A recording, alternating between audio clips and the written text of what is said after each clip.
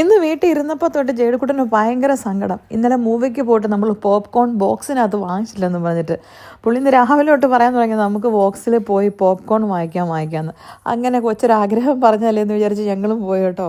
പോകുന്ന വഴിക്ക് പെട്ടിയൊക്കെ വാങ്ങിച്ചേ, കാരണം നമ്മുടെ വീട്ടിലെ ബോക്സൊക്കെ നമ്മൾ ഉപയോഗിച്ചതല്ലേ, അത് നല്ല ക്ലീൻ ആയിട്ടൊരു ബോക്സ് വാങ്ങിക്കണ്ടേ. ഇങ്ങോട്ട് നോക്കി ജേഡുവിന് അങ്ങനെ ഒരു ബോക്സൊക്കെ വാങ്ങിച്ചു കൊടുത്തു. വലിയൊരു അണ്ടാവ് ബോക്സ്, അതിൻ്റെ സന്തോഷത്തിലാണ് പുള്ളി. അങ്ങനെ ബോക്സ് വിത്ത് ബോക്സ് എന്ന് പറയുന്ന രീതിയിൽ നമ്മൾ ബോക്സിലോട്ട് പോയി കേട്ടോ. അബുദാബി മോളിലുള്ള അവിടെ ചെന്നപ്പോൾ തന്നെ അവിടുത്തെ ആൾക്കാർ കാണും. വഴിക്കൊക്കെ ആൾക്കാർ ഇങ്ങനെ വലിയ കണ്ടെയ്നറിനകത്ത് പോപ്കോൺ വാങ്ങിച്ചുകൊണ്ട് പോകുന്നുണ്ട്. ഇങ്ങോട്ട് നോക്കി അങ്ങോട്ടും ഇങ്ങോട്ടൊക്കെ പിടിവിലെടുത്ത് ചുമ്മാ തമാശ ചെയ്താട്ടോ.